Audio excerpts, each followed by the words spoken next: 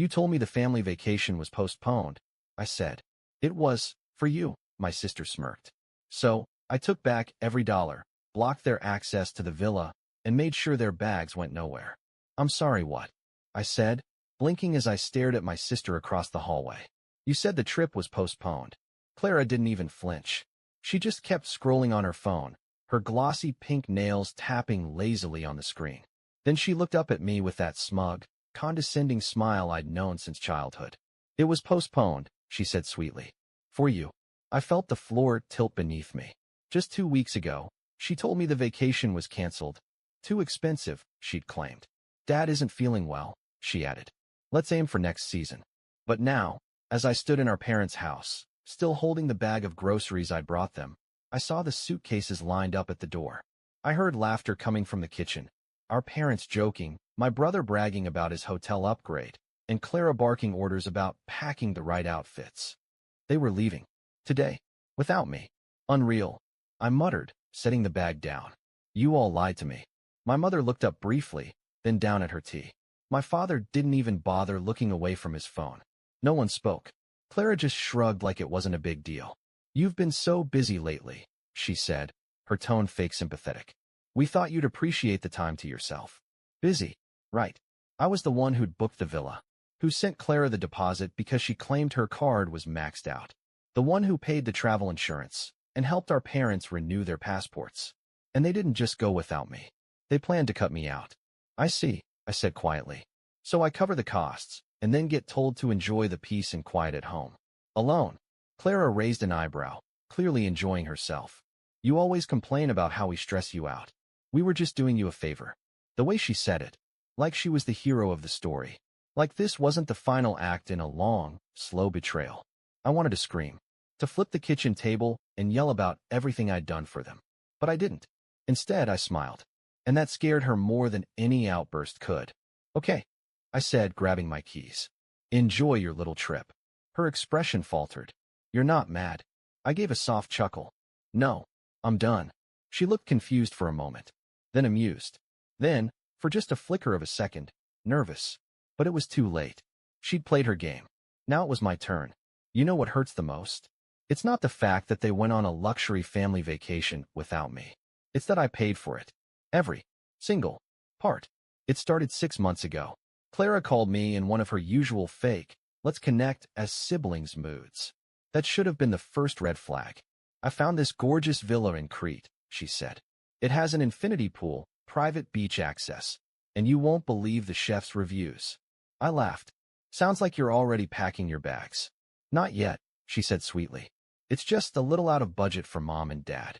And I don't want them to stress, you know? I thought maybe we could go in together. You and me, like a gift to the family. The way she said we made me pause. But she always knew how to dress her leeches in velvet words. I should have said no. But I didn't. I was the dependable one. The stable one. The invisible scaffolding holding up their chaos. So, I wired the deposit for $1,000. Then came the surprise fees, flight changes, and rental car upgrades. Another $1,200 here, $1,700 there. When my parents heard about the trip, they smiled like royalty being honored. That's very mature of you, my mom said. Good to see you finally stepping up, my dad added. No thank you. No offer to contribute.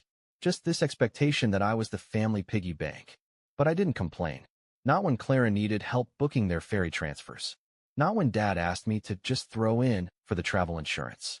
I told myself I was doing it for the memories. For some illusion of a family I never really had. But now I saw what they really thought of me. A means to an end. A wallet. A placeholder. The worst part? They didn't just lie. They orchestrated it. Because a week before the trip, I casually asked Mom. So, we're still good for the 14th, right? She blinked like I'd slapped her. Oh, actually, Clara said we're postponing until August. Something about off-season deals. Clara lied to my face, and then told Mom to cover it up. Even then, I tried to justify it. Maybe they just forgot to tell me the new plan. Maybe there was a mistake. But the truth exploded in my face the night before their flight. I stopped by our parents' house to drop off some paperwork and found Clara in the kitchen, laughing, spinning with excitement, tossing bathing suits into a suitcase. Didn't think you'd be here, she said flatly. You said it was postponed. She smiled like the devil in designer sunglasses. It was for you. She said it so casually, like I wasn't even real. Just some side character in her sitcom. I looked at the door. My dad was loading bags into the car. My mom was pouring champagne. They were celebrating before they even boarded the plane. Why? I asked, barely above a whisper. Clara tilted her head like I was slow. Come on. You really want to be there? You always ruin everything. You sit in the corner and judge everyone. No offense, but this trip needed to be light. No bad vibes. I laughed. A short, broken, stunned laugh. So you took my money. Your money? She scoffed. Oh, please. You live alone. No kids, no wife. What else are you spending it on? Then she rolled her eyes and walked past me like I was a coffee table. Something cracked in me. It wasn't rage. Not yet. It was something colder. Sharper. Quieter. Like a wire inside me finally snapped loose. I walked out without a word. But that night, I didn't sleep. I didn't cry. I didn't yell. I planned. I opened every app, every reservation, every invoice, every login. And what I found was beautiful, because everything was in my name. The villa, the car rental, the catering, even the pool heating. They'd wanted me invisible. They should have made sure I didn't still have the keys to their kingdom. So, I logged into the rental site, changed the locks, canceled the grocery delivery, contacted the concierge, and blocked their numbers. I emailed the driver with a polite note. The guests under this reservation have been removed. No airport pickup required. And then, I waited. For the chaos. For the screams. For my phone to explode. Because they thought I was the fool. They forgot I was the one holding the matches. And I was done letting them walk all over me. They took the trip. I took my revenge. But it wasn't enough to cancel the villa access or block their phone numbers from the concierge. No, they still had one thing left. The luggage. You see, Clara's genius plan had one fatal flaw. She asked me to book everything. Everything. Including the international baggage service for their delicate items. She said, I want the luggage delivered straight to the villa. You know, the way celebrities do it? I found this service that picks it up from the airport and drops it at the destination. Can you just handle it? It's like too many emails. So I handled it. I logged in, found the reservation. The status said scheduled for delivery, tomorrow, 11 a.m. Perfect. I clicked edit location, and I stared at the empty field for a long, satisfying second. Then typed in, Amorgus Island Goat Farm, Greece. Yes, an actual location. Remote. Mountainous. Middle of nowhere. I even attached a special instruction note. Owner prefers no contact. Just leave bags by the fence. Don't disturb the animals.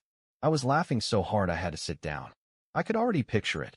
My sister's LV luggage, my dad's golf set, my mother's essential oils, all packed with obsessive care, now making their way up a dirt road toward a goat sanctuary.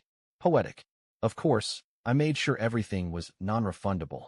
No changes allowed after dispatch. By the time they landed, they'd have nothing but their hand luggage. Maybe a magazine, a granola bar, a pair of neck pillows. I closed the laptop and leaned back. For the first time in years, I didn't feel like the joke. They were. The call started at 6:12 a.m. local time. I was eating cereal. The first was from my mother. Declined. Then Clara. Then my father. Then Clara again. They were getting desperate. Eventually, I caved. Not to talk. Just to listen. I hit answer and stayed silent. Clara's voice exploded out of the speaker.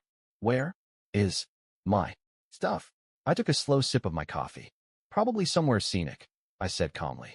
Maybe a nice mountain view. Perfect for reflection. You sent our bags to a farm, she shrieked. A goat farm, I corrected. Don't worry. I hear they're very respectful with fragile items. She made a sound somewhere between a scream and a gasp. You're unbelievable, says the woman who planned a vacation behind my back and used my bank account to do it. My dad got on the phone. We're stuck here with nothing, he barked. You embarrassed this family. No, I said flatly. You embarrassed yourselves. I'm just returning the favor. Then I hung up. And this time, I blocked their numbers. The texts rolled in from unknown numbers. Emotional blackmail on loop. This is MOM. I'm using Clara's phone. Please, call me. We're in trouble. You've made your point. Fix this before it gets worse. We'll pay you back. Just send the luggage back. Please. But the goat farm doesn't do returns. I know. I called to ask. The owner sounded confused, but cheerful. Said the bags arrived in good condition. Very strange delivery. But my goats enjoy the company, he said in broken English. One of them sleep on purple bag. I nearly dropped the phone from laughing. So now they were stuck in paradise. No clothes. No toiletries. No Wi-Fi. I revoked their code. No fridge service. I canceled the grocery drop-off. No driver. He'd already been told they weren't welcome. And no one to beg. I burned the bridge. Then salted the ground. All they had was time. And each other. No distractions. No servants. No access. Just silence. The kind I dreamed of for years. And as I danced barefoot in my kitchen, music playing, the sun shining through the window, I smiled. Because for once, I wasn't the fool. I was the storm. They came home 3 days early. Sunburnt. Exhausted. Defeated.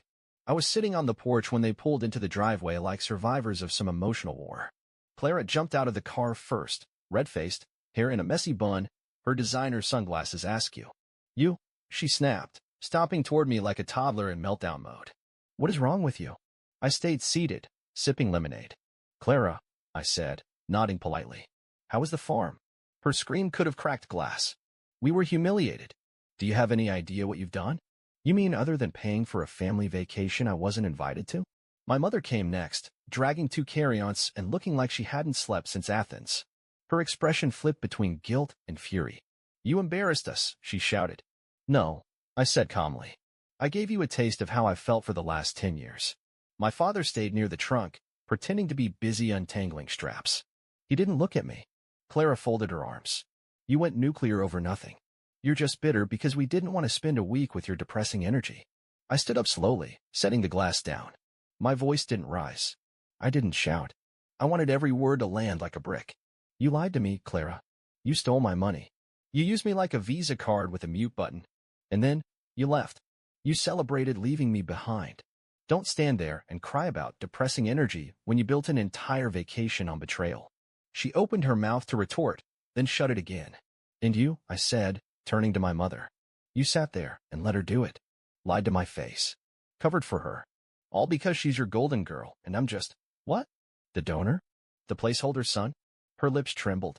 We didn't mean. You never mean it. That's the problem. It's never real, never direct. Just expectations. And now you're shocked that I finally stopped playing along. Finally, my father spoke. We're still your family. No, I said. You were. But families don't treat one of their own like a disposable wallet. Clara stepped forward again, pointing her finger in my face. You think you're so noble? You enjoyed this. You wanted us to suffer. Absolutely right, I did. She blinked. You think I didn't enjoy watching karma hit you back for once in your life? After the years of your smug comments, your entitlement, the way you manipulate everyone to circle around you like you're some kind of royalty. Clara looked ready to explode. I have done nothing but try to keep this family together, she hissed. No, I snapped. You've done everything to keep me out of it. There was a heavy silence. And then, from behind the SUV, a quiet voice said, She's right. We all turned. It was Alex, Clara's husband. I didn't even know he was home. He looked exhausted, shoulders slumped, dark circles under his eyes.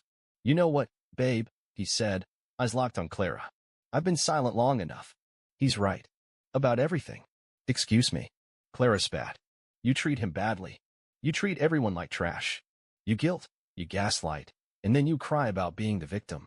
Clara's mouth opened and closed. I saw the texts he added. You planned the whole thing. You wanted him excluded. Said you were sick of his buzzkill energy. My mom gasped. And then you used his money, Alex finished, and laughed about it. He turned to me. I'm sorry, man. I should have said something sooner. I just nodded. I didn't trust my voice. Clara stood there, red in the face, frozen. Then finally she cracked. This family is insane, she screamed. You're all turning on me. After everything I've done? Exactly, I said. After everything.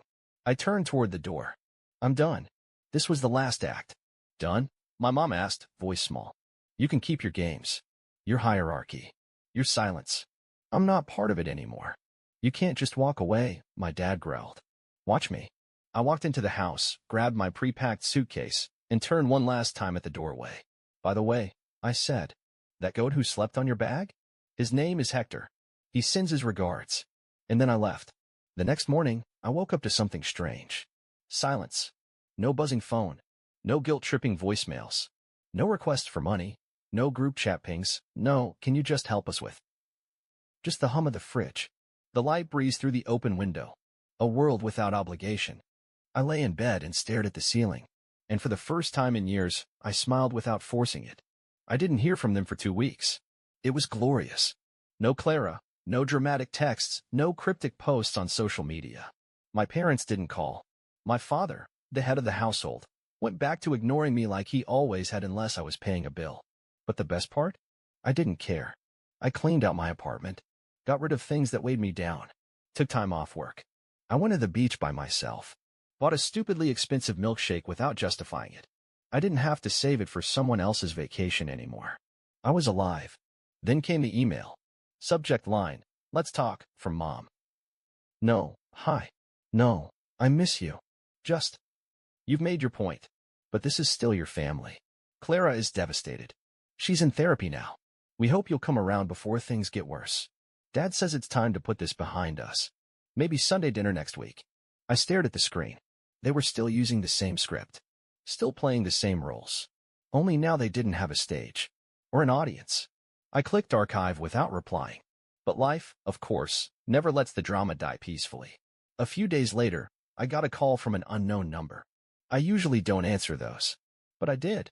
Hey, it's Alex. Clara's husband. I didn't say anything. Just waited. I'm sorry to bother you. I know you probably don't want to hear about this, but, Clara left. I blinked. Left. What? Me. The house. Everything. He sighed. After that day, things blew up. She couldn't handle the backlash. Your parents kept trying to pretend nothing happened, but she spiraled. Said everyone betrayed her. I said nothing. I just wanted to say, you weren't crazy, he added quietly. She manipulated all of us. But you were the only one who ever stood up to her. He paused. Anyway, if you ever need anything, beer, coffee, or a chill, forget them all convo. I'm always around. It wasn't much, but it felt like a crack in the wall. One that let the truth leak through. The next week, I ran into someone unexpected at the grocery store.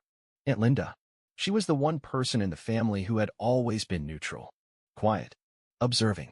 Never taking sides. Hey, she said gently. Just wanted to tell you. I heard what happened. I braced myself. And I'm proud of you. I blinked. Excuse me. You did what none of us ever had the courage to do. You set boundaries. You stood up to all of them. You broke the cycle. She squeezed my arm before walking off. That moment stayed with me for days. On Saturday morning, I got a message request on Instagram. I didn't recognize the name. It was from one of Clara's old friends. A girl I barely remembered from her wedding. Hi. I hope it's okay I'm reaching out. I saw what happened, and I just wanted to say I always admired you. You were the only one in your family who ever looked like you were actually listening when people talked. You deserved better. I sat there, phone in hand, trying to process what I was feeling. It wasn't anger. It wasn't pride. It was peace. They tried to exile me, but I had set myself free. A week later, I bought a ticket to Iceland. Just me. Just to see the northern lights. I didn't tell anyone. Didn't post about it. Didn't ask for permission. And as I stood there under the sky, watching ribbons of green dance in silence, I whispered one thing. I'm not coming back to who I was. And I meant it. You know what's funny? They still think I'll come back. Even after the blocked numbers, the ignored emails, the silence, I know deep down they believe this is just another episode. Another tantrum. Another storm I'll eventually apologize for. They don't realize. This wasn't a storm. This was the evacuation. And the building? It's already burned to the ground. Clara texted me last week from a new number. I know you hate me, but just know, therapy is helping. I'm trying to change. No apology. Just that manipulative half-confession, designed to make me feel guilty. I deleted it without reading the rest. My mother sent a birthday card. It had $25 in it. Like that would erase 15 years of emotional debt. She signed it. We're still proud of you. Proud? They don't even know who I am anymore. And that's the point. You want to know who I am now? I'm the guy who wakes up without dread. Who drinks good coffee from a mug he actually picked out for himself. Who walks past luxury stores without thinking, maybe I should get something for Clara or Mom. I'm not a provider anymore. I'm not a disappointment. I'm not a background character in someone else's family fantasy. I am myself. Loudly, sharply, and unapologetically. Sometimes I think back to that moment on the porch when Clara stood there with rage in her eyes, demanding to know how I could do this to my family. And now I know the answer I should have said. Because you were never mine. Families are supposed to protect, to love, to forgive. But what I had wasn't family. It was a pyramid scheme wearing a Christmas sweater. Give more, give more, give more, until you break. But I didn't break. I detonated. The other day, I walked past a couple fighting at a cafe. The woman was crying, saying she always did everything and no one ever noticed. The man muttered, "You're overreacting." I stopped, bought her a croissant, left it on her table with a napkin. On it, I wrote, "You're not crazy. You're just the one who finally woke up." That's what this story is, isn't it? Not revenge. Not drama. Awakening. I'm done setting myself on fire to keep other people warm. The gas line is cut. The matchbook's gone. The bank is closed. And the doors? They're locked from the inside.